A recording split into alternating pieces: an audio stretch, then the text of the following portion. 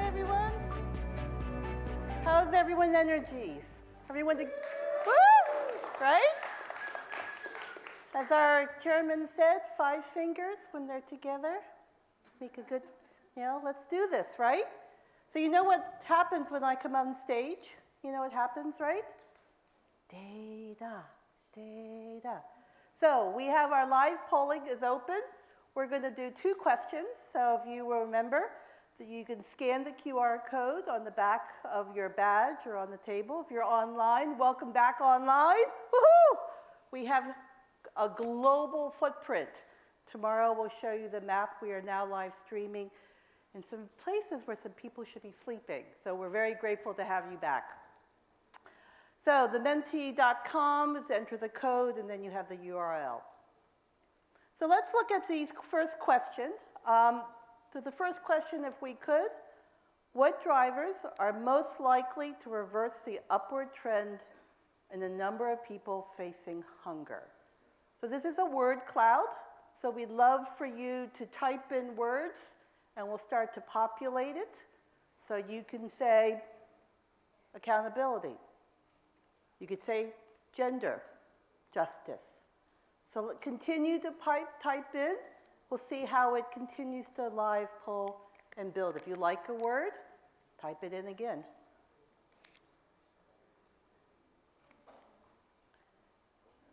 So part of our challenge here at Together Against Hunger is that we believe change begins from where we stand. So when we think of these drivers, what can we each do to affect change? We'll keep live polling open for another couple seconds, and then we'll do our second question. Again, please remember, this data will be used to actually help us progress in our movement, to see if we can actually target some of these drivers, to see where the work and investment needs to go forward. One last thing, seems like money keeps staying in the middle. Commitment, peace, decolonization. So part of today was thinking about how we are change makers. So the question we pose to each other is, how can you affect change? Let's close this polling question. And we have one more for you to do before I introduce our last keynote speaker. Next question, please. To make greater progress towards SDG 2, the way we communicate about hunger must change. Do you strongly agree? Agree? Neither agree or disagree? Disagree, strongly disagree.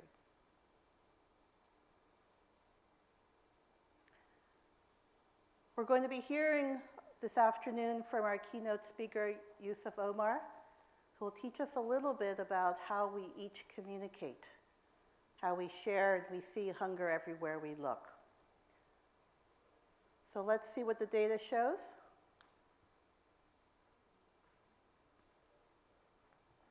So the question will be, depending where you are, how do you change that point of view? If you strongly disagree, how can you change those that feel differently? If you strongly agree, how do you find someone who's unsure? So the whole day today has been about change makers. We are all change maker. And it also begins with how we all communicate. So let me introduce our last speaker, Yusuf Omar, to the stage. Thank you. Please welcome to the stage, Yusuf Omar. So exciting to be here. I speak at a lot of conferences around the world. I think I gotta give this to you, right? Good catch. I speak at a lot of conferences around the world, but this one matters more than any. Like, the stakes here are far higher, people's lives are on the line. I've seen some amazing stuff today. I think if day one of this event was about coming together, meeting each other, collaborating, forging new paths, over the last 4 decades, you have, as a collective, made incredible gains. Incredible gains. Like, if I had to paint a little, I'll just open up my camera here. if I had to paint a little graph showing you guys, this is what you guys have done, right? To hunger around the world over the last 40 years. You have a lot to be proud of. But COVID-19, the war in Ukraine, we're at a point right now where everything that we've done to this point risks being eradicated. That graph is now moving in the wrong direction, right? All of those gains substantially can be lost. And I think communication and storytelling and that messaging has not changed as quickly as the world has changed. The way we tell stories as a sector, the way we tell stories as an industry has not evolved as fast as the rest of the world has, and that has to fundamentally change. There's a massive disconnect in that space. My name's Yusuf Omar. I am a journalist. I've been a journalist for quite a long time. I've been a journalist for about 11 years. What do you eat for breakfast? What do you guys eat for breakfast? Americans eat some weird stuff for breakfast. Pancakes is not a breakfast. It's a dessert. Never was, never should. It's just a cake. They're fooling you. Oatmeal, okay. What else do you eat for breakfast? Bread. Muffins as well. That is not a breakfast. That's cake. They're fooling you. This is how I eat my breakfast. I'm quite the techie. I'm obsessed with the metaverse. I have been for a long time. This was back when I was blonde. I'm a natural blonde. This is how I eat my breakfast. And believe it or not, maybe I'm naive, but for the majority of my life, I assumed, at least in my teens, that the whole world eats cereal for breakfast. Like, that is one thing we all have in common, is that we all eat Kellogg's for breakfast. I was wrong. Most of the world don't eat Kellogg's for breakfast. And I only learned that as I grew older and I started traveling. When I was 21 in 2010, I wanted to be a journalist and a foreign correspondent. I wanted to travel to wars and natural disasters. I wanted to cover the world. And every newsroom that I asked, they basically said, nah, you're too young, you don't have enough experience. So I basically gave the industry a middle finger. And in 2010, I started hitchhiking, just catching rides on my own. And I traveled from Durban to Damascus, from South Africa to Syria. And I got a taste for the world that you were helping to improve. Every country amazed me. 12,000 kilometers, 12 countries up Africa. Every country was like, wow, there is so much progress. There is so much development. Things are moving in the right directions. And people were not eating cereal for breakfast. I was in Zanzibar eating chicken soup and all kinds of incredible dishes. As I said, though, you've done well so far, but now we're at a real inflection point. And I think at the conference, we're also at a bit of an inflection point. We're moving now from day one, getting to know each other, sharing, catching up. Some of us haven't seen each other for a very long time. But now we're moving into day two. And now we want to start pivoting into disruption. We want to start saying, what needs to change? How do we change it? And that disruption is not always nice. It can be incredibly uncomfortable. People think disruption is this romantic idea. But as you know, there is a very old guard in this industry, and people that will hold on to certain ideas for a very long time, especially when it comes to the way we tell stories and communicate. I know because I've come from that world. I was a journalist in traditional media organizations. I worked at CNN International. I've traveled to about 100 countries over the last few years.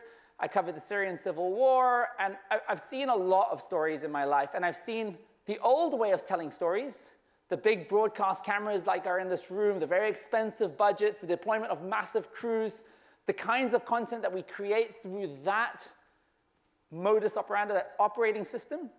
And I've seen the future. I've seen the new way of doing things that reaches millions, billions of people at incredibly low cost, real raw storytelling.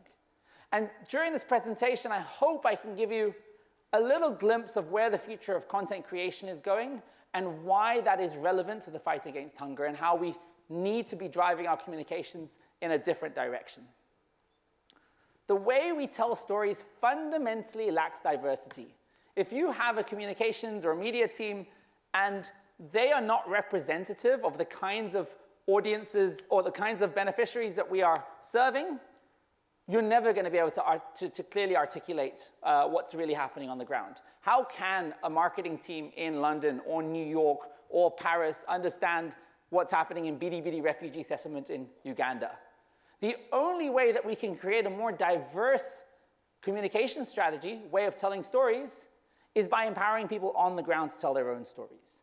The current way of telling stories, one, it's incredibly expensive. It's hellishly expensive, right? Per minute, your video production costs are really expensive. And two, it just feels so fake. In a world where our generation have been fueled with fake news and disinformation, the more contrived it looks, the more flashy and polished it looks, the less audiences are engaging with that content. In fact, they're relating to engaging and sharing with stuff from their peers, right? This TikTok videos, Snapchat videos, Instagram stories, that stuff is traveling further and farther away. And I even said in my last presentation a few minutes ago, when we are making these really flashy documentaries and spending huge amounts of money on these ads, who are we making it for? Are we making it for ourselves so we end up at the Cannes Film Festival and can say, oh, look how creative I was? Or are we legitimately trying to reach really large groups of people and educate them about climate change, about hunger? Because if we're trying to do the second, there is really effective ways to do it without spending any money. At the core, we need to find our mojo. And I'm not talking about Austin Powers, I'm talking about mobile journalism. Your phone is a Ferrari, and it's in your pocket. And we're only driving it in first gear. We have the ability to shoot and edit and produce incredibly professional quality content using a mobile phone. Zero money spent on equipment, zero money spent on crews, simply working with the communities on the ground or your local officers who have mobile devices, empowering them to tell stories. But first, it starts with realizing and actualizing that, hey, mobile phones are an incredibly effective way to tell high-quality video stories, and we can create a very diverse media landscape if we do this. It's very, very, very simple. And I did a workshop, did 2 workshops today. I'm doing 1 more tomorrow. If you want to get into the nuts and bolts and see how to actually make videos with your mobile phone, you're most welcome to attend that session. Imagine an iceberg, right? Right now, who gets seen? 2 types of people get seen. Traditional media organizations get seen because they've got the infrastructure to, right? And that includes your CNNs, your NBCs, your Netflixes. And viral Instagrammers, TikTokers get seen because they know how to floss. This will get you seen. But if you don't have money and you don't have know-how, how to tell a story, you are not seen. You either have to have a lot of money, infrastructure, or you've got to have the knowledge of how to go viral. And most people don't. If I had to ask you all right now, take out your phones and reach 1 million people without any ad spend in the next 24 hours, most of us would struggle to do that. We don't know how to tell a story to reach large audiences. Below the surface of this iceberg, though, are billions of people with mobile devices with incredibly powerful stories to tell. If we can just help those individuals tell their stories, if we can educate them and train them and say, hey, you've got this phone and you can do this and this and this, we can suddenly get access to millions of stories around the world. This was the idea that my wife and I had. My wife is my co-founder and my boss, like most good marriages. And we had this idea that we were going to train communities how to tell their own stories, and we were going to curate or collect that footage and produce shows, fact-checked and verified by journalists. And I went to stages like this, and I spoke about this idea all over the world. And this is the response from one of the political editors of the BBC. And I'm sure there's somebody in your organization who probably thinks the same. I would die rather than do it. I don't want to watch it either. Curating selfies isn't journalism. Curating selfies isn't journalism. I would rather die than do what you do. The reality is today, the president of Ukraine is giving us updates from the front line on a mobile phone. In fact, the biggest stories of our time over the last decade have been brought to us by people at the right place at the wrong time with mobile devices. So that has changed. So what did we do? We started traveling around the world and physically meeting communities. I went to 100 countries and trained people how to tell stories. I met thousands and thousands. We ended up training 20,000 young people how to tell stories with phones and built this network. And amazing storytellers, so creative. Like this, for example, is a kid who lives on the border of Venezuela and Colombia, right? Huge food insecurities, huge hyperinflation taking place in Venezuela. And the story that he shot on his mother's phone, I could have never had that kind of creativity. De eso trata los derechos del talento y espacio real. All right, let's watch it. ¿Cuáles serán nuestros derechos? A continuación se los vamos a mostrar.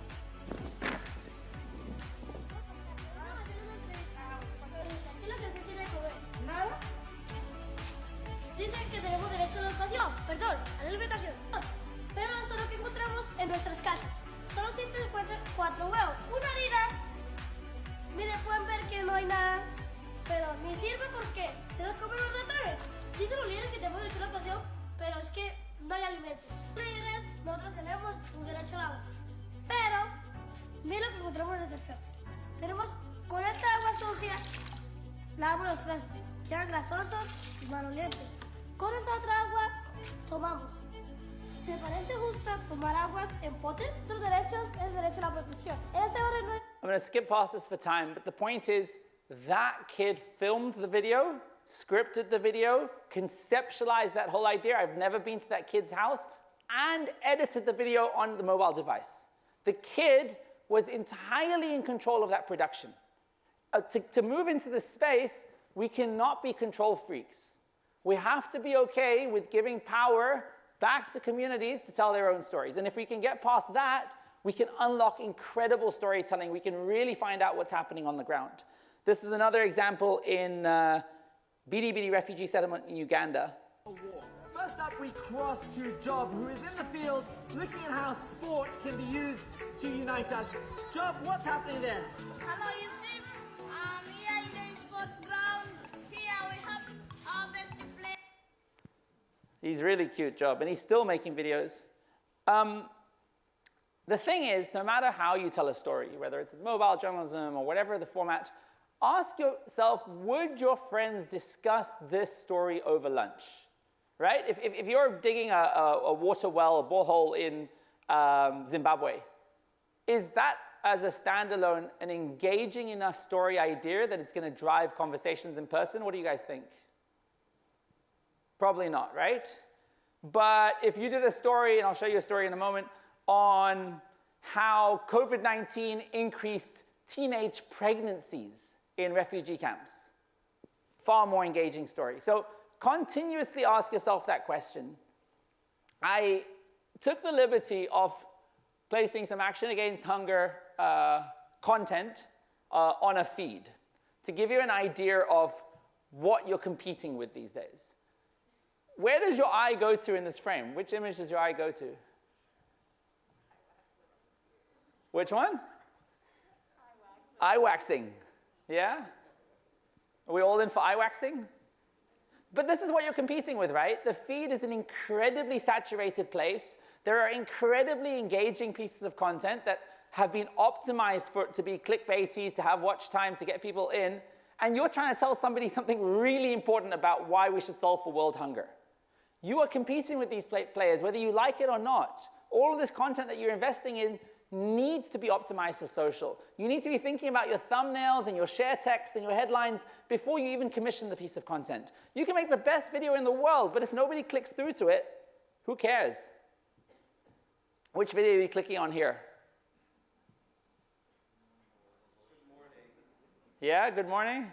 Even that science one looks a bit weird. Like, even the climate change angle from Action Against Hunger down the bottom, it looks like a pretty riveting image, definitely got your attention, but I don't think I'd want to watch it, right? I'm on social, I'm enjoying my day. Which image am I clicking on here? You're going for groovy. That's, yeah, I mean, it's just a matter of preference, but I don't think, the point I'm making here is that no matter what you're producing on, we have to optimize for social. This must be your first, second, and third priority, is will this do well on Snapchat? Will this do well on TikTok? Will this do well on Instagram? It is the most important thing. And in order to win that battle, you have to focus on solutions. Here's a problem in society. Here's somebody making it better. It's solutions that are outperforming. It's solutions that prevail. This was an example of a story I did in Uganda in a refugee camp. And Food is a difficult one with solutions. But in this camp, the maize, the food that they were eating was so nutritionally rubbish, it was so bad, that a group of refugees had basically set up a farming project where they were growing herbs, or as Americans call them, herbs. There is an H in herbs. But they're growing herbs, and they were trying to make the food a little bit better. Some of the food values that are required, vitamin A, iron, iodine. Now they're experimenting with a new way of feeding people. We're trying to make healthy gardening to make sure that we can provide additional nutrition. Where the refugee communities are able to farm. We are farming tomatoes. We have onion, eggplants. That variety, which is called a kale, is very important for the lactating mothers. It activates the hormone that produces what milk. I did not know that. I don't know what it does to me. Then Corona hits. COVID-19 hits. So the story that I've been telling you to date is my wife and I traveling around the world, training communities how to tell stories, and curating all this content. Now we're stuck. 2 years, no travel, and believe it or not, that's actually the moment where our company exploded, where we went from 2 or 3 staff to 100 full-time people around the world. We massively were able to grow because especially this sector, the NGO and charity community, still had to create videos from around the world and could no longer deploy film crews, right? We were able to now activate these communities of storytellers, these mobile journalists, to produce videos. One of my favorite examples is I'm very passionate about, you'll see me wearing sometimes camera sunglasses, and they've got screens inside. During COVID, you didn't want to really be touching your phone, right? Workers on the ground wanted to be doing stuff. So we sent out camera sunglasses, and during COVID, the people that were feeding communities told stories through their eyes. You haven't eaten a meal in 48 hours. What's going to happen? And this is what we will be serving today. So we're able to tell stories. I'm moving very quickly just because of time. We're able to tell stories through their eyes. Then we thought about how do we immerse you in the life of somebody? How do you immerse you in the life of a refugee? How do we take your phone and give you what we call a phone takeover, where for a little while your phone is a refugee's phone?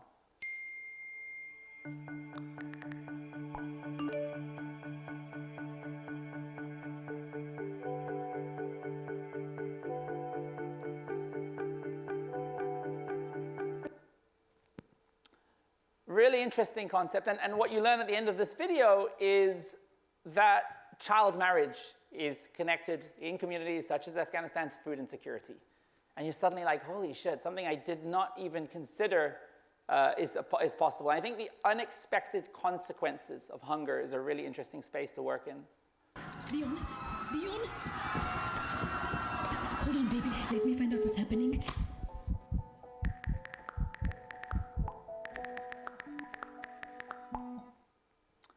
Then we were like, okay, we can't travel the world anymore. How on earth are we going to tell stories with communities? So what we moved to is storytelling tools. For example, the ability for a community to be in an area and to be able to show what sea level rising looks like. Right? I'm doing this on you guys. Or the ability for them to turn this on themselves and conduct self-interviews. So we started generating tools within the existing apps that they were using, Facebook, Instagram, Snapchat, TikTok, and you guys can do this, by the way, for free, so that people could tell their stories. And they had the prompts that they required to do that. And the NGO sector was suddenly like, wow, we're trying to do polls and surveys and collect data on the ground. What if that data was no longer a notepad? What if we now had selfie videos from our communities around access to services? So these selfie storytelling tools ended up becoming beneficial to basically empower people to tell stories and understand what was happening. Plan International is a really big NGO.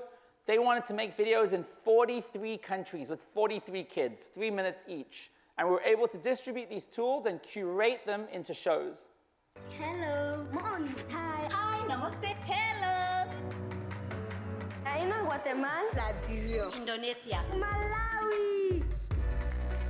Can I change you, impact my life and yours? We are here. Estamos aprendiendo a empoderarnos.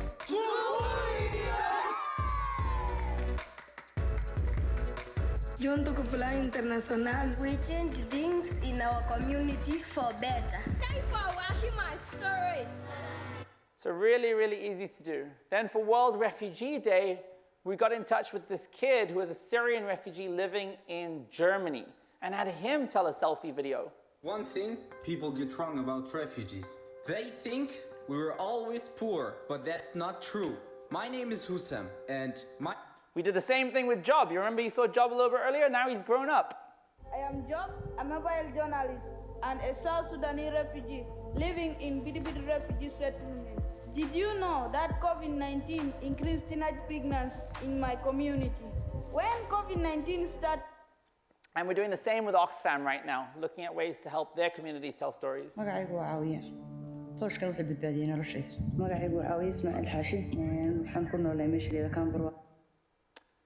It even applies to other sectors of food. We've started looking at like food startups. There's so many amazing, there's one in San Francisco that we're working with, and they wanted to really explain how they're going from farm to fork. Canadian farmers are dumping milk because no one is buying it. Mushroom farmers are dumping their crops, eggs being smashed up. Trophy is the cheapest and most convenient way for you to get local farm fresh produce and products delivered. But this, if you think what I've said to date is innovative, is futuristic, it's not. This is actually yesterday. What's happening now is even more interesting. Right now, the primary way that you engage with technology is by typing, right? You type on Google, you type on YouTube, you type things, you type messages to your friends. You're probably typing to somebody right now being like, there's some crazy guy on stage. You type. That is about to change. The primary input technology is becoming the camera.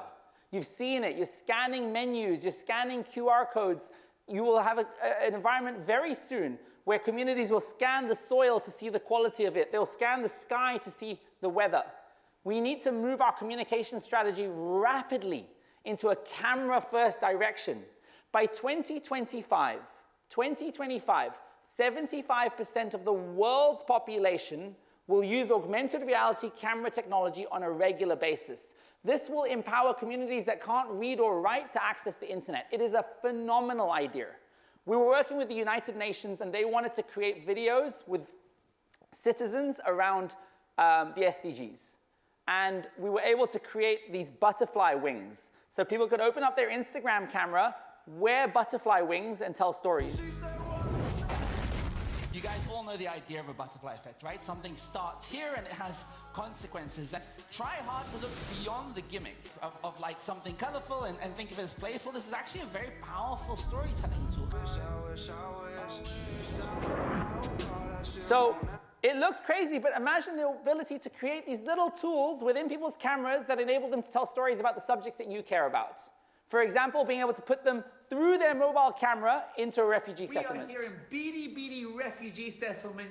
Or through the reverse camera, being able to navigate them around the refugee camp. 20th of June is World Refugee. This is really, really interesting. And if you get this right, if you succeed in what I'm trying to tell you, if you give communities tools through their camera to tell stories, prompts, interview questions, games, what you end up doing is your audience become your creators. Your audience watch content about hunger. They open their camera and create content about hunger. And people trust people more than brands. If you get this right, you will be generating content for free about the topics you care about. This is an example of something we did with World Vision. So they're nodding their head to make decisions. Oh gosh. And it's just like impossible food decisions. This is a really tough one.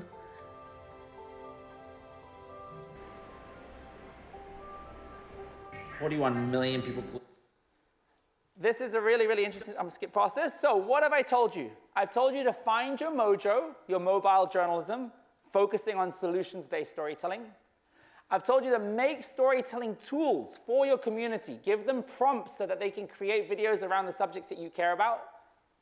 And invest in the camera, invest in augmented reality, because that is where the future is going. And if you do this right, you'll train communities, you'll produce amazing content, you'll distribute it to millions of people, and you'll create really, really unique experiences.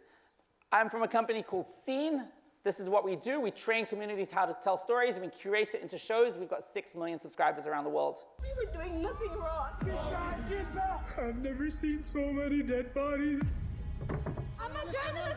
Don't touch me. My story might seem sad, but maybe it will save someone else's life. Keep fighting, because people want you here. It's not your fault. This is me being an African woman. I just want to be a part of the next generation that's going to make a change. I want to be a journalist. What should you never say to an assault survivor? Does wearing a uniform make you a terrorist? No! Have you seen this? honestly, it's game changing. It says here your statement. It should say racist. Don't put plastic in water. My sense of expression is validated. I am seen. I feel seen. We are seen. You ain't seen nothing yet. Thank you so much for having me. I am available to chat, and I'll be here tomorrow as well. Thank you.